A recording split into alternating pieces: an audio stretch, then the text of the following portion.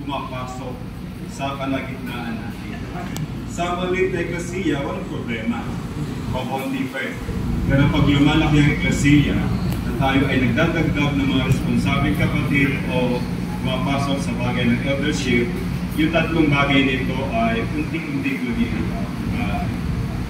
Yung age bracket dito, siyempre yung mga 20 to 25, yun yung mga merong problema sa bagay ng buhay.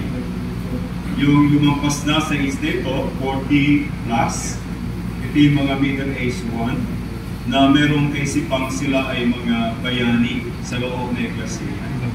At yung mga senior citizen, sila naman yung punong-puno ng opinion dahil sa kanilang karanasan. Yes. Totoo yun. Totoo ito ay mangyayari sa ating kalagitnaan. Kaya may babala para sa atin. Para maiwasan ang mga problema, dapat ay maging simple lang. Manalangin tayo sa Panginoon na tayo ay tinawag sa bagay ng paglilingkod. Maging simple lang ang ating puso. Habulin lamang ang Panginoon. Sabi nga, dapat ang sentro o nialaman ng ating eldership ay ang bagay ng katotohanan, ng spirito, ng eklesiya, ano pa? Kristo at ang eklesiya. Kung ito ang nagiging sentro ng ating pagkakabol sa pagkamatanda, may iwasan natin yung mga problema. Pero sabi ni Brother Lee, 7 to 10 years, nagkakaroon ng turmoil sa pagbabawi ng Panginoon. At sa ngayon, sa ating kapanahunan, may turmoil. Hindi natin may kakailangan. Pero iyon ay maaaring sanhi ng tatlong problema na ito. Hindi natin ma-distinguish o hindi natin i-judge yung mga kapatid na may ganitong problema. Pero dahil may problema, may source. Yeah?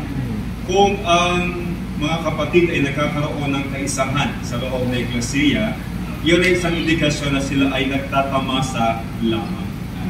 Pero kung may mga ganitong sitwasyon na, may problema, ito yung source. No? Yung bagay ng kapalaluan, nakalupin natin, mas maganda. Kapalaluan, pag-iisip na siya ay bayani, at yung bagay ng opinion. So yung tatlong bagay nito ay sumisira sa bagay ng kaisahan ng mga naglilingkod sa eklesiya. Sabi nga ni Brother Lee, nagkulang tayo sa bagay ng manpower kasi doon pa lamang sa young ones, nasira na yung crops. Paano pa darating ng middle age sa senior eldership, nasira na doon sa simula pa lang, nasira na. Kaya ang mangyayari, babalik ulit tayo sa panimula ng pagkatamo ng mga kabataan na bagay na sila ay mapasaktan.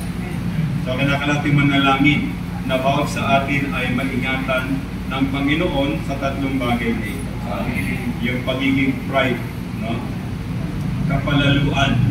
At kung iniisip mo kung wala ka, hindi tatakbo ang eklesiya, hindi susulong ang eklesiya, yan ay pag-iisip na ikaw ay isang bayani. Walang bayani si Rizal lang, bayani sa Laguna. Kaya, dapat isip na tayo ay mga bayani.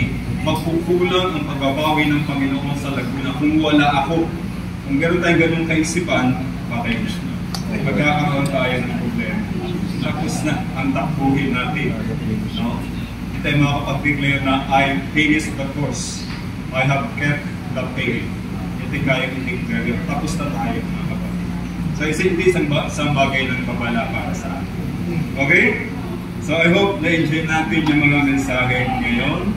Salamat sa dalawang kapatid na nagpalaya. I hope maingatan tayo. Announcement.